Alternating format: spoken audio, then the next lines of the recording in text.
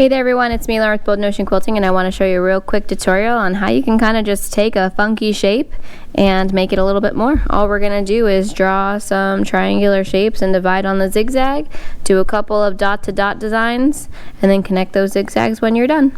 Pretty simple. Let's see.